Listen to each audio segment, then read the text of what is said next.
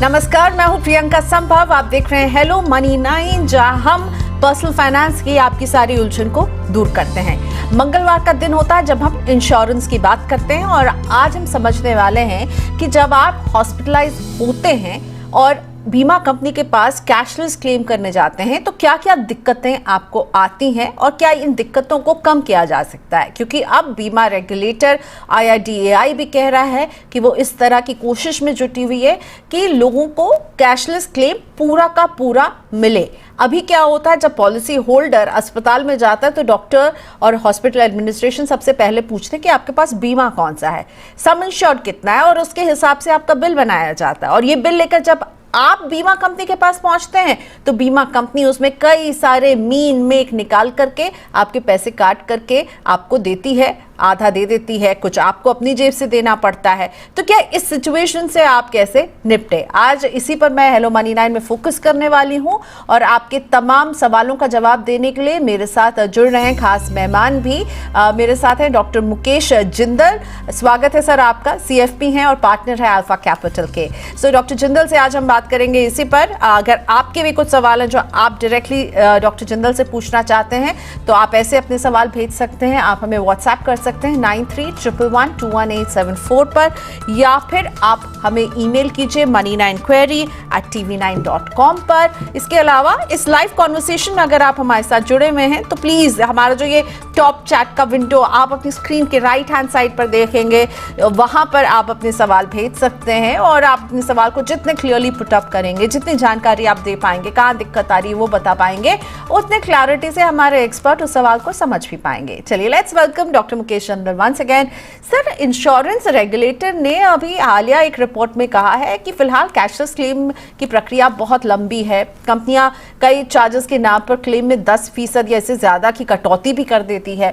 तो क्या आप लोग भी ये महसूस करते हैं एज समवन जो इस इंडस्ट्री को देख रहे हैं, और आई एम श्योर आपके बहुत सारे आपके क्लाइंट्स होंगे जिनको आप हेल्थ इंश्योरेंस लेने की जब सलाह करते हैं तो वो आके आपको फीडबैक देते होंगे, तो पॉलिसी धारकों को पूरा क्लेम क्यों नहीं मिल पाता है, क्या रियलाइज करते हैं आप? देखिए प्रियंका, आपने ये बहुत ही सही कहा कि ये इंश्योरेंस से जो पेमेंट आती है ये सही पूरी नहीं आती है, परसेंटेज कम आता है। नॉर्मली लोगों को लगता है 10% कम आता है, बट कई बार 20-30% कम आता है। और इसी की वजह से जब हम फाइनेंशियल प्लानिंग करते हैं क्लाइंट्स की तो हमें काफी प्रोविजनिंग करनी पड़ती है, कंटिजेंसी रखनी पड़ती है। हम इंश्योरेंस पॉलिसी दिलाते हैं उसके बाद भी हमें काफी कैश रखना पड़ता है, क्योंकि हमें पता नहीं होता है कि हॉस्पिटल ज्यादा पैसे ना मांग ले। अब अगर हम देखें ये जो सेटलमेंट का पैसा नहीं आता, इसके कई कारण है और इसके लिए सिर्फ इंश्योरेंस कंपनी को ब्लेम करना उचित नहीं है। इसके लिए कई बार जो इंडिविजुअल है उसकी भी गलतियां होती है। जैसे मैं आपको कुछ एग्जांपल देता हूं। और होता क्या है, ये काफी चीजें, सारी चीजें, इनफैक्ट जो पॉलिसी डॉक्यूमेंट होता है उसमें बहुत बढ़िया से मेंशन्ड होता है। प्रॉब्लम ये आती है जब हम इंश्योरेंस पॉलिसी खरीद रहे होते हैं, हम इन चीजों पे फोकस नहीं करते हैं। हम फोकस करते हैं कि हमें मिनिमम प्रीमियम वाला पॉलिसी खरीदना। अब जो प्रोडक्ट में मिनिमम प्रीमियम है तो वो कहीं ना कहीं कॉम्प्रोमाइज कर रहा होता है, जिसकी वजह से बाद में हमें प्रॉब्लम आती है। जैसे एक सबसे बड़ा कारण है सब लिमिट का। जैसे जो काफी इंश्योरेंस पॉलिसीज होती है उसमें सब लिमिट्स होती हैं, जैसे रूम के चार्जेस। सब लिमिट आपने अब उन्होंने दे दिया, पॉलिसी में लगा दिया कि आप पर डे रूम का 3000 का ही वो क्लेम आपको देंगे। अब आपने अगर 5000 वाला रूम ले लिया है तो वो जो एक्स्ट्रा अमाउंट है वो आपकी अपनी जेब से देना पड़ता है। और अगर आप हायर रूम में जाएंगे तो सारे चार्जेस बढ़ जाते हैं। वैसे ही डॉक्टर की फीस की सब लिमिट होती है, डायग्नोस्टिक टेस्ट की सब लिमिट होती है। तो जो इंश्योरेंस पॉलिसी होनी चाहिए उसमें सब लिमिट का एक बहुत बड़ा कारण होता है, जिसकी वजह से वो नहीं हो पाता है। उसके बाद कई ऐसे चार्जेस होते हैं जो इंश्योरेंस पॉलिसी में कवर नहीं होते हैं, जैसे कि सर्विस चार्जेस हैं, रजिस्ट्रेशन चार्जेस हैं, पर्सनल केयर प्रोडक्ट्स हैं, वो इसमें कवर नहीं होते हैं।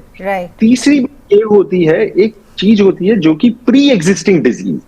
जब आप पॉलिसी लेते हैं तो आपसे पूछते हैं आपके क्या क्या प्री एग्जिस्टिंग डिजीज है। अब उन प्री एग्जिस्टिंग डिजीज के कूलिंग पीरियड होता है, किसी में 2 साल, किसी में 3 साल। और अगर ये कूलिंग पीरियड के दौरान आपको ये ट्रीटमेंट के लिए जाओगे तो ये उसको आपका क्लेम नहीं मिलता। तो ये जानना जरूरी होता है। अगर मान के चलिए आपको हार्ट की बीमारी है और आपके पास कूलिंग पीरियड उन्होंने मेंशन किया हुआ है 2 साल का, और अगर आप 2 साल से पहले चले जाएंगे तो उनका वो बेनिफिट नहीं मिलेगा, आपको पूरा क्लेम नहीं मिलेगा। उसके अलावा कई बार इंश्योरेंस पॉलिसीज में को पेमेंट क्लॉज होता है कि हम इतना परसेंट देंगे, 10% पॉलिसी होल्डर को देना होता है। तो ये सारी चीजें हैं जिसकी वजह से काफी क्लेम कम आता है।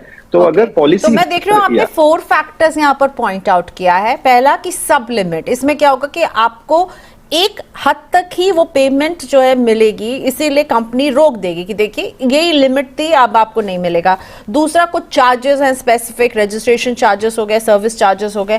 तीसरा, प्री एग्जिस्टिंग बीमारी, इसके लिए कूलिंग ऑफ पीरियड होता है, उसके बाद ही कवर करती हैं, और अगर आप उसके पहले एडमिट हो गए तो आपको कैशलेस क्लेम नहीं मिल सकता। को पेमेंट यानी आप एक एग्रीमेंट होता है जिसमें आप कहेंगे कि मैं इतना पेमेंट करूंगा, कंपनी इतना पेमेंट करेगी, आप दोनों भागीदार होंगे। तो ये जो 4 चीजें हैं जो अभी डॉक्टर मुकेश हमें मुझे बताते हैं, इनका ख्याल रखिए। तो आप क्या कहते हैं कि अगर कोई ऐसा प्लान खरीद रहा है जिसमें कैशलेस क्लेम की सुविधा वो लेने वाला है या लेने वाली है, इसको रिजेक्शन से बचाना है तो वो क्या करे? कौन सी वो चीजें हैं जो उसको शामिल करनी चाहिए, और केवल प्रीमियम नहीं देखना है आपको? देखिए, इसमें आपने सही कहा प्रियंका कि क्या चीज देखना चाहिए, क्योंकि पॉलिसी देखते वक्त एक तो सबसे इंपॉर्टेंट है कि प्रीमियम ना देखें, सिर्फ जो सबसे सस्ता और मिनिमम प्रीमियम है उस पे फोकस ना करें, उनके फीचर्स को देखें। तो जब भी आप पॉलिसी लें अपने एजेंट के थ्रू, एडवाइजर के थ्रू, तो कोटेशंस इवैल्यूएट करें। इवन ऑनलाइन भी जब आप देखते हैं तो आप 3-4 इंश्योरेंस कंपनी से कोटेशन मंगाइए और एक कंपैरिजन टेबल मंगवाइए कि कौन क्या बेनिफिट दे रहा है। अब इसमें 3-4 इंपॉर्टेंट बातें हैं जो एक पॉलिसी होल्डर ध्यान दे सकता है। एक, जैसे आपने शुरू में हमने डिस्कस किया सब लिमिट का, तो पॉलिसी बेटर वो होती है जिसमें कोई सब लिमिट ना हो, ताकि आप जब हॉस्पिटल में जाएं तो उस समय आपको दिमाग ना लगाना पड़े कि कौन से अमाउंट का आप रूम ले रहे हैं, विच इज वेरी इंपॉर्टेंट। दूसरा इंपॉर्टेंट बात है रिस्टोरेशन बेनिफिट। जैसे मान के चलिए आज के दिन आपने 5 लाख का कोई मेडिकल पॉलिसी ले ली है, अब अगर आपने 3 लाख की मान के चलिए पहली क्लेम ले ली है, अगर फिर से आपको कोई किसी कारण हॉस्पिटल जाना पड़ता है या क्लेम लेना पड़ता है और अगर अमाउंट ज्यादा हो गया तो आपको फिर आपकी जेब से देना पड़ेगा। मान के चलिए 5 लाख की पॉलिसी थी, 3 लाख का आपने ले लिया, अब 4 लाख का फिर से कोई बीमारी का ट्रीटमेंट आ गया तो 3 और 4 7 हो गए, तो बाकी 2 लाख आपको अपनी जेब से देने पड़ेंगे। तो अगर कई पॉलिसी होती है जिनमें रिस्टोरेशन बेनिफिट होता है कि आप मल्टीपल क्लेम कर सकते हैं और वो 5 लाख की लिमिट बढ़ जाती है, तो उससे बहुत बड़ा फर्क पड़ता है। तीसरा एक बहुत बड़ा फैक्टर है प्रियंका की बीमारियों को छुपाए ना। कई बार क्या होता है जैसे हम छुपा लेते हैं, जैसे स्मोकिंग एक आपको जो सबसे पहले आप भरते हैं उसमें आप कुछ ना कुछ आपको लगता है ये क्यों बताना, या ये 3 साल पहले मुझे हुआ था नहीं बताऊं। तो एक वो बहुत बड़ा फैक्टर है। जैसे स्मोकिंग है, कई लोग स्मोकिंग उसमें डिस्क्लोज नहीं करते हैं, या हार्ट डिजीज है, उनको लगता है कि उनको पता ही नहीं होता कि कूलिंग पीरियड का फंडा है, क्योंकि उनको जब रिपोर्ट्स आती हैं तो पता चल जाता है इस बात का। और अगर आप छुपाएंगे, बहुत बड़ा कारण होता है जिसकी वजह से वो रिजेक्ट कर देते हैं पॉलिसीज। तो कोई भी इंफॉर्मेशन जो आप दे रहे हो करेक्ट दीजिए। आप उनको, इंश्योरेंस कंपनी को कोई कारण मत दीजिए कि ये उसमें प्रॉब्लम बाद में रिजेक्शन के लिए या किसी कि आपको कम क्लेम मिले वो फैक्टर ना आए। तो बहुत ही आप उसको टाइम से करिए, और जो छोटी बातें हैं पॉलिसी को आप रेन्यू टाइम से करिए, और यंग है तो ले लीजिए, क्योंकि यंग होता है तो आपको पूरा बेनिफिट मिल जाता है, उसमें आपको एक्सक्लूजन्स नहीं होती। कई बार क्या होता है एज की वजह से कुछ बीमारियां वो एक्सक्लूड कर देते हैं, क्रिटिकल इलनेस वाली बीमारियां एक्सक्लूड कर देते हैं, और एक एज के बाद क्रिटिकल बीमारियां ही होती हैं। तो जब आप यंग में ले लेते हैं, जब आपको कोई बीमारी नहीं होती, आपको पूरी पॉलिसी का बेनिफिट मिल जाता है। तो अगर ये सब चीजों का थोड़ा ध्यान रखेंगे तो मेरे ख्याल से आपका कैशलेस का सेटलमेंट बहुत स्मूथ होगा। ऑल्सो इलाज में कई ऐसे खर्चे होते हैं जो, जैसे कि आपके रूम में जो दवाइयाँ आ रही हैं, कॉटन आ रहा है या सिरिंज आ रही है, ये कुछ खर्चे जो होते हैं वो भी एक्सक्लूडेड होते हैं, राइट? क्योंकि वो भी आपके कैशलेस का हिस्सा नहीं होंगे। तो वो कौन कौन से खर्चे होते हैं जो एक्सक्लूडेड होते हैं, जो आपको देना ही पड़ेगा भले ही आपके पास एक ऐसा बीमा हो जो कैशलेस क्लेम की सुविधा दे रहा हो आपको? नहीं, जैसे आपने सही बोला, कई चीजें हैं जो देना ही पड़ेगा, जैसे रजिस्ट्रेशन फीस है, या सर्विस चार्जेस हैं, या पर्सनल केयर प्रोडक्ट्स हैं जो इलाज के बियॉन्ड जो जरूरत नहीं होती है।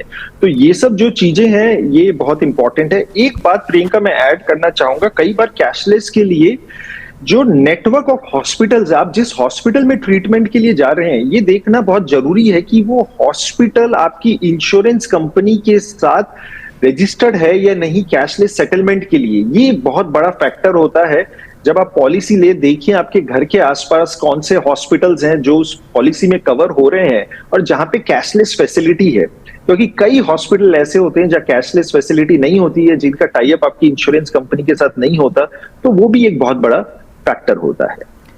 तो डॉक्टर चंदल, अब जो है इंश्योरेंस रेगुलेटर ने कहा है कि वो बीमा कंपनियों के साथ मिलकर 100% कैशलेस क्लेम की व्यवस्था करेगा, क्लेम निपटान में तेजी लाएगा। आपको ये होते हुए दिख रहा है? ये हो सकता है ऐसा? क्या करने की यहाँ पर जरूरत पड़ेगी? क्योंकि ऑब्वियसली IRDA ने एक प्रॉब्लम तो आइडेंटिफाई कर लिया है। देखिए प्रियंका, इंडिया में ना कई रेवोल्यूशन हो रहे हैं इस समय, एंड अगर हम रेवोल्यूशन की बात करें, सबसे बड़ा रेवोल्यूशन UPI है, जिसने पेमेंट का सारा चेंज कर दिया है। अब आप सेबी की बात करिए, सेबी अब बोल रहा है जो शेयर्स का सेटलमेंट पीरियड है वो T+1 से T+1 आवर में कर देगा। तो काफी रेगुलेशंस आ रहे हैं जो कि कस्टमर फ्रेंडली है। वैसे ही जो मेडिकल इंश्योरेंस में है, ये जो रेगुलेटर ने बात की, जो हमारे चेयरमैन साहब हैं मिस्टर देबाशीष पांडा, उन्होंने बहुत ही बढ़िया बात बोली है कि अगर आप किसी भी हॉस्पिटल में जाएंगे तो ये 100% क्लेम सेटलमेंट ये होगा, और ये बहुत बड़ा रेवोल्यूशन होगा, क्योंकि फिर आपको चिंता नहीं करनी पड़ेगी कि कौन सी हॉस्पिटल में जाएं, राइट, कितना सेटलमेंट होगा, अलग से कॉर्पस रखें। तो मेरे को लगता है इससे बहुत बड़ा रेवोल्यूशन होगा। बिल्कुल। तो यानी एक बड़े कदम की तरफ, कम से कम उसे आइडेंटिफाई करके उसकी तरफ बढ़ गए हैं। सो डॉक्टर चंदल, आप थोड़ा सा पानी पी लीजिए। मैं तब तक उन पॉइंट्स को एक बार फिर से रिपीट करना चाहूंगी जो आपने दिए हैं, बहुत ज़रूरी। कैशलेस क्लेम अगर आपको लेना है तो जिन बातों का ध्यान रखना है उसमें ये कि आप जो हेल्थ इंश्योरेंस ले रहे हैं उसमें सब लिमिट है या नहीं, कितनी है ये ज़रूर चेक कर लें। को पेमेंट है जिसमें आप कुछ हिस्सा देंगे, कंपनी कुछ हिस्सा देगी, ये आपको चेक करना चाहिए। और आपको ज़्यादा से ज़्यादा पेमेंट मिल जाए किसी बीमा से, इसके लिए ज़रूरी एक रेस्टोरेशन होता है। यानी आप अगर एक बीमा का एक हिस्सा यूज़ भी कर लेंगे तो वो ऑटोमेटिकली रिस्टोर हो जाएगा, यानी एक ऑटोमेटिकली उसमें आपको फिर से ऐड कर दिया जाएगा सम इंश्योर की रकम। इसका ख्याल रखिए। रूम रेंट को लेकर के बहुत ही ज़्यादा पचड़े होते हैं, जिसकी वजह से आपका क्लेम कम हो जाता है। इसलिए रूम रेंट के क्या नियम है, कंपनी कितना देगी रूम रेंट, सम इंश्योर्ड का 1% होता है कि वो इतना रूम रेंट देंगे। और अब न्यू एज कई हेल्थ इंश्योरेंस पॉलिसीज ऐसे आ गई हैं जिसमें रूम रेंट पर कोई कैपिंग नहीं है। आपको जितने का रूम रेंट लेना है आप उतने का ले सकते हैं। और जो अभी हमारे एक्सपर्ट कह रहे हैं कि प्रीमियम पर हम ज़्यादा फोकस करते हैं, हम उसके फीचर्स को नहीं चेक करते, हम ये सब नहीं चेक करते सब लिमिट है कि नहीं है, कैपिंग तो नहीं है किसी तरह की, क्या आपने रेस्टोरेशन बेनिफिट उसमें लिया या नहीं लिया। तो इन सारी चीज़ों पर फोकस करना ज़्यादा ज़रूरी है, रादर देन कि आपका प्रीमियम कम हो जाए। हम सब थोड़े से मनी माइंडेड ज़्यादा होते हैं, हमें लगता है बचत कैसे हो जाए, पर ये जो बचत है ना, आप अभी कर लेंगे बचत, जब आपको इसकी वाकई में ज़रूरत पड़ेगी तो शायद आपके ये काम ना आएगा बीमा। सर, अब हम कुछ अपने दर्शकों के सवालों की तरफ बढ़ेंगे। इनफैक्ट एक बार मैं फिर से रिक्वेस्ट करना चाहूंगी, अगर आप अपने सवाल भेजना चाहते हैं डॉक्टर जिंदल से, आप पूछना चाहते हैं हेल्थ इंश्योरेंस से जुड़ा कोई भी सवाल, तो भेजिए अपने सवाल, यूट्यूब पर भेजिए हमें, साथ में आप हमें व्हाट्सएप भी कर सकते हैं 9311211874 पर, या फिर ईमेल कीजिए money9query@tv9.com पर। रमेश पवार मेरे साथ अब जुड़ रहे हैं देहरादून से, इनसे बात करते हैं। रमेश जी नमस्ते, स्वागत है हेलो मनी 9 में। क्या पूछना चाहते हैं आप? नमस्ते प्रियंका जी, मेरा सवाल ये है कि ये 5 लाख रुपए का कवर है, फैमिली छोटा प्लान है मेरे पास, और पत्नी के सिस्ट का ऑपरेशन कराया था अभी। तो बिल के पेमेंट की जब बारी आई तो कंपनी ने ये कह दिया कि पुरानी बीमारी है और क्लेम रिजेक्ट कर दिए। अब जबकि इस बीमारी का खुलासा अभी हुआ था जब इलाज हो रहा था उसी वक्त, तो क्या करना चाहिए मुझे ऐसी परिस्थिति में? ठीक है doctor Jindal, pre existing disease की वजह से रमेश जी ने जो बीमा लिया था उसने साथ नहीं दिया, ये कंपनी ने कह दिया कि भाई ये क्लेम हम नहीं देंगे, पहले से थी ये बीमारी। ये एक पॉइंट ऑफ हमेशा एक डिसएग्रीमेंट का रहता है प्री एग्जिस्टिंग को लेकर के। मैंने भी ऐसे कई केसेस देखे हैं जिसमें कंपनियां इस तरह से अड़ जाती हैं। अब रमेश जी के पास क्या रास्ता बचता है, इनको क्या करना चाहिए?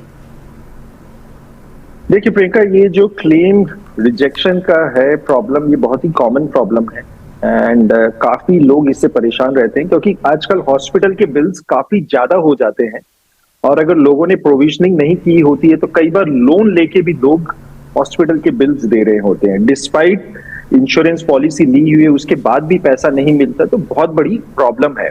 और कई बार इसमें इंश्योरेंस की गलती होती है या हॉस्पिटल वाले की भी गलती होती है। तो जो पॉलिसी होल्डर है उससे इस चीज से घबराना नहीं चाहिए। कई बार जरूरी होता है कि हम इसे फाइट करें। अब फाइट करने के तरीके हैं जो हमारे रेगुलेटर उन्होंने काफी बढ़िया गाइडलाइन बना रखी है। अब रमेश जी को करना क्या है, सबसे पहले तो उनको इंश्योरेंस कंपनी से समझना होगा कि ये रिजेक्ट क्यों हुआ और वो राइटिंग में ले लें उनसे कि क्यों रिजेक्ट हुआ। कई बार क्या होता है, हमें लगता है प्री एग्जिस्टिंग डिजीज है और भी कुछ कारण है, तो वो भी उसमें आप ले लीजिए उनसे राइटिंग में। ये हो गया पहला स्टेप। दूसरा इंपॉर्टेंट स्टेप है कि जो भी आपके पास सपोर्टिंग डॉक्यूमेंट्स है वो आप भी संभाल के रखिए। मान के चलिए जब आपने पॉलिसी ली तो जो फॉर्म भरा आपने या जो हॉस्पिटल से कागज आए सब बना के आप रखिए। तीसरा आपको करना क्या है कि आप इंश्योरेंस कंपनी को एक फॉर्मल कंप्लेन भेजेंगे, उन्हें बताएंगे कि ये ऐसे हुआ है और जो रिजेक्शन हुआ है वो सही नहीं हुआ है, तो इसे रिवर्स करें। नाउ एज पर IRDA जो हमारी रेगुलेटर है, with in 30 days insurance company आपको रिवर्ट करेगी। 30 दिन के अंदर इंश्योरेंस कंपनी को रिवर्ट करना पड़ेगा। और अगर वो रिवर्ट नहीं करते हैं या आपको लगता है कि रिवर्ट सही नहीं आया, तो जो इंश्योरेंस का एम्बुड्समैन है आप वहां पे रीच आउट कर सकते हैं, आप वहां पे एक पूरी कंप्लेन दे सकते हैं और within 30 days from there आपको वहां से कुछ सोल्यूशन आएगा। राइट तो ओके, सबसे पहला काम कि आप कंपनी को एक फॉर्मल कंप्लेंट भेजिएगा जिसमें ज़रूरी चीज़ है कि आप कंपनी से एक पहले रिटर्न में जवाब मांगे कि उन्होंने क्यों रिजेक्ट किया है आपके इस क्लेम को। उसके बाद आप सपोर्टिव डॉक्यूमेंट लगाएं कि ये बीमारी जो है इन्हें पहले से नहीं थी, डॉक्टर ने जब पहली बार डिक्लेयर किया कि उनको ये सिस्ट की समस्या और सर्जरी की ज़रूरत पड़ी, ये सपोर्टिव डॉक्यूमेंट होने चाहिए। तो सबसे पहले कंपनी को लिखिए, कंपनी से 30 दिन में जवाब नहीं मिले तो इंश्योरेंस ऑम्बुड्समैन को लिखिए और इंश्योरेंस ऑम्बुड्समैन को भी आपको ये सारे पेपर जरूर जमा करने चाहिए रमेश जी, और वहां पर भी 30 दिन का वक्त वो आपसे लेंगे इसको जवाब देने के लिए। राइट तो आपको इसकी फॉर्मल कंप्लेंट करनी ही चाहिए। बढ़ते हैं आगे। Doctor Mukesh, are you all right? हम बढ़े आगे अगले सवाल के लिए। Okay okay, so I guess अभी थोड़ा सा मौसम भी ऐसा है कि लोगों की तबीयत खराब हो रही है। आई एम सो सॉरी, आपको तब भी हमने बुला लिया, but let's move on. Okay, let's move on to our next question. Sachin Parashar का सवाल है रोहतक से। क्या सचिन है हमारे साथ या सचिन है हमारे साथ? ओके सचिन जी नमस्ते, स्वागत है आपका, बताइए कैसे मदद करें?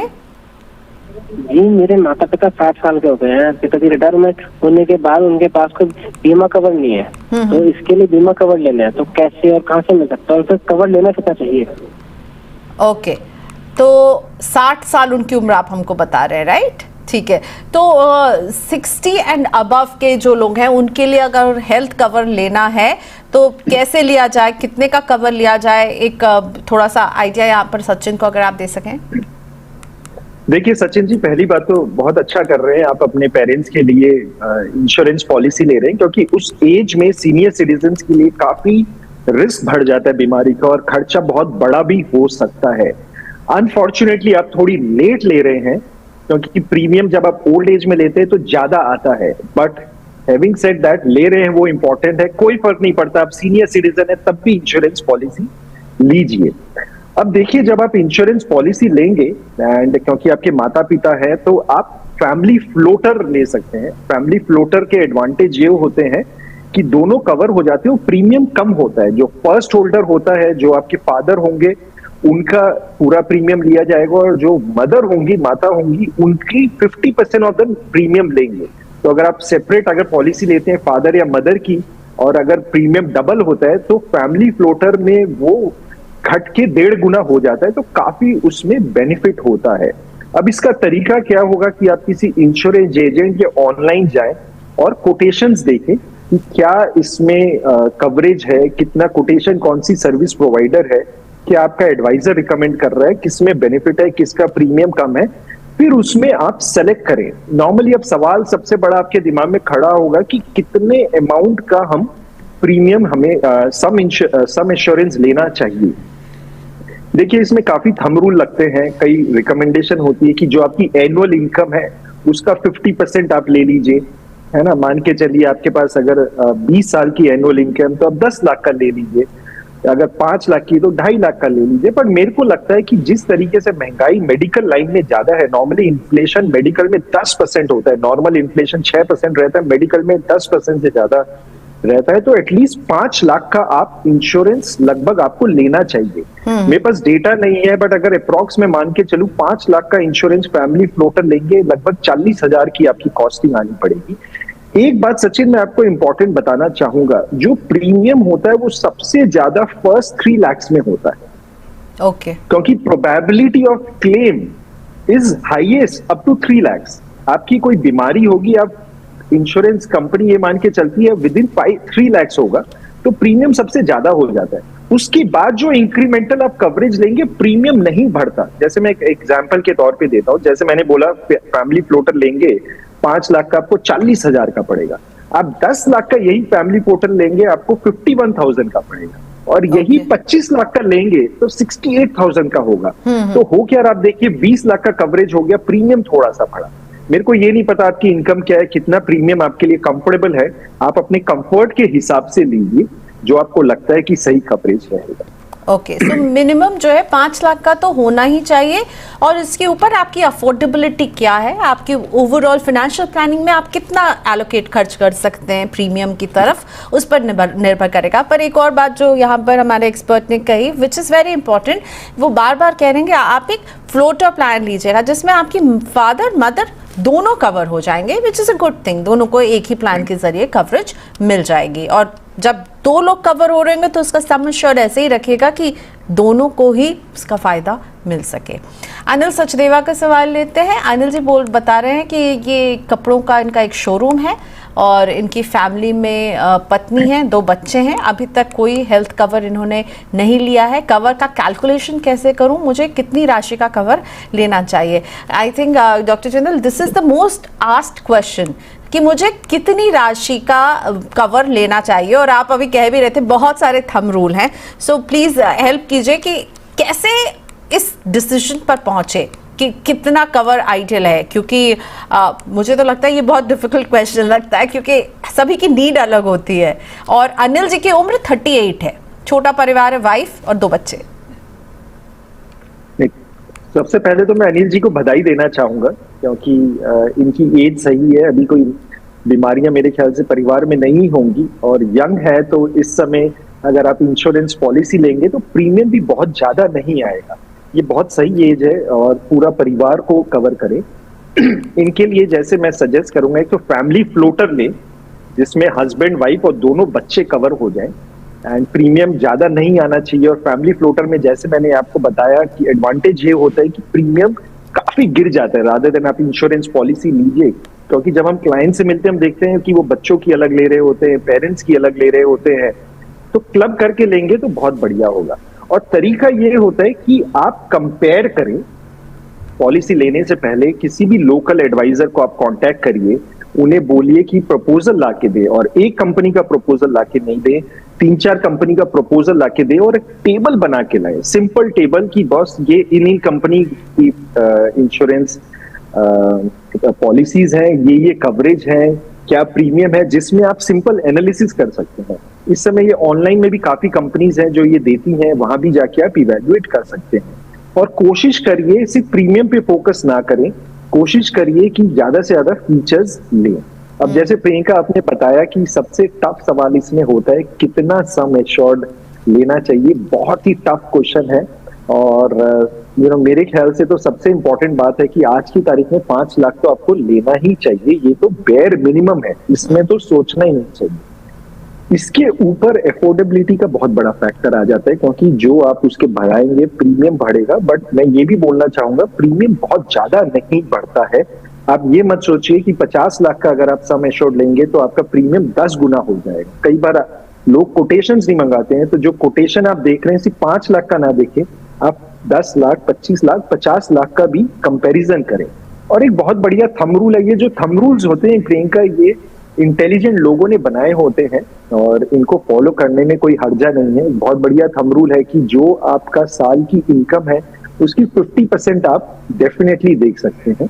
और तो अगर वो आप लेंगे तो उसमें मेरे ख्याल से कवरेज बढ़िया होगा और एफोर्डेबिलिटी देखिए, and I think it's a very good time to take for the whole. बिल्कुल अनिल जी, आप अभी यंग हैं, 38 years only, and this is the right time कि आप सोच रहे हैं ऐसा लीजिए जिसमें वाइफ, दोनों बच्चे, सब आप चारों कवर्ड हों और अपनी इनकम, अपनी कैपेसिटी के हिसाब से आप डिसाइड कर सकते हैं कितना कवर आपको लेना चाहिए। एक और आइडिया अगर मैं दूं अपने अनुभव से कि आप जिस इलाके में रहते हैं, आप जैसे चंडीगढ़ से आपने हमें संपर्क किया था, तो अपने इलाके में देखिए कि इलाज का खर्चा कितना है, and think of the worst situation of your life, और उसके बाद आप एनालाइज कीजिए कि कितना लगेगा अगर आपको वहाँ एडमिट होना पड़े। तो हम बिल्कुल नहीं ये सवाल पूछना चाहते हैं या सोचना भी चाहते हैं हमें एडमिट करने की ज़रूरत है, पर प्लीज़ थोड़ा सा ये डिफ़िकल्ट होता है सोचना कि एडमिट हो जाए आप या आपका बच्चा, आप ऐसे ख्याल नहीं आने चाहिए, लेकिन ये एक तरीका हो सकता है आंकने का कि कितना होना चाहिए आपके पास हेल्थ इंश्योरेंस। राजन चौहान जयपुर से मेरे साथ। नमस्ते राजन जी, कैसे हैं आप? नमस्ते प्रियंका जी, मेरा एक सवाल ये है कि परिवार में पत्नी और बेटे के साथ हम लोग 3 कुल सदस्य हैं और मेरा 5 लाख रुपए का हेल्थ बीमा कवर मैंने ले रखा है, तो इसको बढ़ाने का सस्ता और आसान तरीका क्या हो सकता है? ओके, तो राजन जी ने वो तो कदम उठा लिया है डॉक्टर जिंदल जो आप बार बार कह रहे हैं, बेर मिनिमम 5 लाख रुपए का तो हेल्थ बीमा कवर है इनके पास, एक फैमिली फ्लोटर प्लान है। आप इसको एक्सपैंड कैसे कर सकते हैं? देखिए राजन जी, बहुत अच्छी बात है, आपने 5 लाख का एटलीस्ट कवर ले लिया तो मिनिमम प्रोटेक्शन तो है ही, तो बहुत बढ़िया बात है। और ये भी अच्छी बात है कि आप ज्यादा इंश्योरेंस अमाउंट का सोच रहे हैं। जैसे प्रियंका ने बताया कि आप वर्स्ट केस इमेजिन करिए क्या हो सकता है, दो it's not good, but planning के वक्त ये जरूरत होती है कि भाई कैंसर हो गया, कोई बात हो गई, तो मैक्सिमम कितना चाहिए उस हिसाब से आप कर सकते हैं। अब मान के चलिए आपने वर्स्ट केस सोच भी लिया, आपको लगता है मेरे को 25 लाख चाहिए, 50 लाख चाहिए, तो अब क्या करें? अब सवाल, आपके पास 2 ऑप्शन आता है इसके लिए कि भाई अगर हमें बढ़ाना है या तो हम नई पॉलिसी लें, 5 लाख का हमने ऑलरेडी लिया हुआ है, तो अगर मान के चलिए हमें 25 लाख करना है तो 20 लाख की अलग से पॉलिसी लें। कई बार जो पॉलिसी होल्डर्स होते हैं, इंडिविजुअल्स होते हैं, वो एक से ज्यादा पॉलिसी ले लेते हैं यही सोच के कि कवरेज बढ़ जाएगा। ये एक बहुत बढ़िया आइडिया नहीं है, क्योंकि आप जितनी बार पॉलिसी नहीं लेंगे उसमें आपका प्रीमियम ज्यादा आएगा। तो एक फीचर होता है आपके पॉलिसी में, टॉपअप का फीचर होता है। टॉपअप में क्या होता है कि जो आपका कवरेज है, मान के चलिए आपके पास ऑलरेडी 5 लाख है, कल को आपको बीमारी होगी तो पहले जो सबसे पहले क्लेम सेटल होगा वो 5 लाख से होगा, उसके बाद जो क्लेम का अमाउंट है वो टॉपअप पॉलिसी से जाएगा। और जैसे मैंने बताया कि देखिए देयर इज 99% प्रोबेबिलिटी कि आपका जो क्लेम आएगा वो विद इन 5 लाख आएगा, तो प्रीमियम वहां पे ज्यादा आता है। तो जो टॉपअप पॉलिसी है जो आप ले रहे हो उसमें वो सेटलमेंट के लिए आएगी, उसकी प्रोबेबिलिटी बहुत कम होती है, वो 1% ही होती है, इसलिए उसका प्रीमियम बहुत कम होता है। तो अगर आपको अमाउंट बढ़ाना है तो सबसे सिंपल सोल्यूशन है कि आप टॉपअप पॉलिसी ले लीजिए, आपका कम प्रीमियम में बहुत ज्यादा कवरेज मिल जाएगा।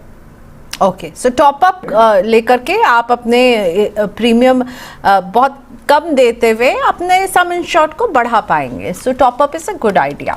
चलिए, चंद्रिका राय का सवाल हमारे पास बिहार से आया है। चंद्रिका बता रही कि उनके पास 3 साल पुरानी एक हेल्थ इंश्योरेंस पॉलिसी है, ऑनगोइंग पॉलिसी है, लेकिन वो इस बीमा कंपनी की सर्विस से संतुष्ट नहीं है। इस पॉलिसी को वो पोर्ट करवाना चाहती हैं, कब और कैसे पोर्ट करवा सकते हैं? देखिए प्रियंका, जो चंद्रिका ने बताई प्रॉब्लम, ये बहुत ही कई बार कॉमन प्रॉब्लम होती है, एंड कई बार आपके जो हॉस्पिटल्स होते हैं वो आपके घर के आसपास नहीं होते हैं, कई बार प्रीमियम ज्यादा ले रहे होते हैं, कई बार सर्विस बढ़िया नहीं होती है, तो आप सर्विस प्रोवाइडर अपना चेंज करना चाहते हैं। तो 2013 में हमारे जो रेगुलेटर हैं उन्होंने ये इंश्योरेंस पोर्टेबिलिटी का फीचर निकाला था। इसके अंडर आप अपनी पॉलिसी एक इंश्योरेंस प्रोवाइडर से दूसरे इंश्योरेंस प्रोवाइडर को शिफ्ट कर सकते हैं, और जब आप ये शिफ्ट करेंगे जो आपके बेनिफिट्स हैं एग्जिस्टिंग पॉलिसी में, चाहे वो नो क्लेम बोनस है या डिस्काउंट्स हैं, वो सारे उसके साथ शिफ्ट हो जाते हैं। तो ये बहुत ही बढ़िया फीचर है और मेरे को अच्छा लग रहा है कि चंद्रिका ने ये इस बारे में सोच रही है। और सबमिट करने का, इसका जो पोर्टेबिलिटी कराने का प्रोसेस है सिंपल है, काफी कॉम्प्लिकेटेड नहीं है, और इसके स्टेप्स भी क्लियरली मेंशन्ड है। अगर हम स्टेप्स की बात करें तो इन्हें जो सबसे पहले जो एग्जिस्टिंग इंश्योरेंस प्रोवाइडर है उनके पास एक एप्लीकेशन डालनी पड़ेगी कि वो पॉलिसी को पोर्ट करना चाह रही हैं, और ये रिक्वेस्ट जो है 45 days before the renewal date of the policy आपको करना पड़ेगा। ऐसा नहीं कि आप कभी भी कर लेंगे, और ऐसा भी नहीं कि पॉलिसी रेन्यूअल के होने के बहुत पास आप कर रहे हैं। तो जब रेन्यू होने वाली होगी उससे विद इन 45 डेज आप पहले आप उनको एक रिक्वेस्ट देंगे। फिर जहां पे आपको ये पॉलिसी को शिफ्ट करना है वहां पे भी आप उन्हें बोलेंगे पॉलिसी आप पोर्ट करना चाह रहे हैं, तो वो आपको एक प्रपोजल फॉर्म देंगे और साथ में एक पोर्टेबिलिटी फॉर्म भी देंगे। जब आपको प्रपोजल फॉर्म सही लगेगा और वो पोर्टेबिलिटी फॉर्म आप साइन करके दे देंगे, तो उसके बाद ये जो इंश्योरेंस प्रोवाइडर है, नए, न्यू एंड ओल्ड, ये आपस में एक्सचेंज ऑफ इंफॉर्मेशन करेंगे। नया जो इंश्योरेंस प्रोवाइडर है वो पुराने वाले से इंफॉर्मेशन लेगा, आपकी हिस्ट्री लेगा, अभी तक आपने क्या सेटलमेंट किया, वो सारी इंफॉर्मेशन उसके बाद आएगी। उसके बाद एक बार जब इंफॉर्मेशन आ जाती है तो वो नया इंश्योरेंस प्रोवाइडर चेक करेगा कि वो आपको पॉलिसी दे सकता है, क्या क्या उसमें कवरेज कर सकता है और क्या प्रीमियम चार्ज करेगा, और फिर वो आपको फाइनल एक प्रीमियम का बताएगा और क्या सब कवर्ड है। और जब आपको कंफर्टेबल लगेगा, आप यस कर देंगे, तो आपको पॉलिसी नई इश्यू हो जाएगी नए सर्विस प्रोवाइडर के द्वारा। तो स्टेप्स काफी क्लियर हैं और मेरे ख्याल से पॉलिसी होल्डर्स को इसका फायदा उठाना चाहिए।